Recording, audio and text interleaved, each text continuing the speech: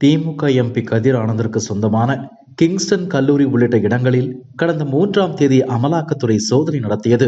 Kingston கல்லூரியில் நடத்தப்பட்ட சோதனையின் முடிவில் அந்த கல்லூரியின் சர்வர் ரூமிற்கு அமலாக்கத்துறை சீல் வைத்தது. இந்நிலையில் சீலை அகற்ற உத்தரவிடக் கோரி கல்லூரி சார்பில் சென்னை உயர்நீதிமன்றத்தில் மனு தாக்கல் செய்யப்பட்டுள்ளது. அதில் அமலாக்கத்துறையின் சோதனைக்கு முழுமையான ஒத்துழைப்பு அளிக்கப்பட்டதாக மனுவில் கூறப்பட்டுள்ளது.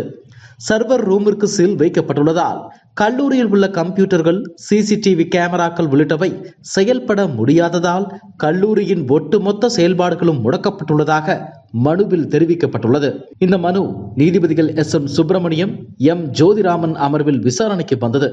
அப்போது இந்த மனுவை நாளை விசாரணைக்கு எடுத்துக் கொள்வதாக நீதிபதிகள் தெரிவித்தனர்.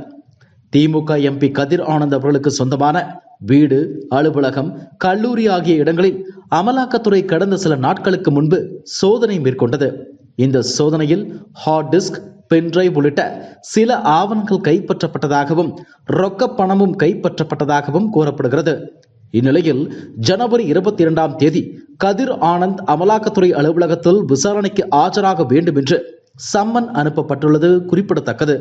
இந்த சம்மனை ஏற்று திமுக எம்பி கதிர் ஆனந்த் அமலாக்கத்துறை அலுவலகத்தில் நேரில் ஆஜராவார் என்று கூறப்படுகிறது. இந்த விசாரணைக்கு பின்னர் அடுத்த கட்ட நடவடிக்கை குறித்து ஆலோசிக்கப்படும் என்று தகவல் வெளியாகியுள்ளது. இதுபோன்ற செய்திகளை மேலும் தெரிந்து கொள்ள எங்களது யூடியூப், Facebook மற்றும் Twitter ஆப்களை சப்ஸ்கிரைப் செய்யவும்.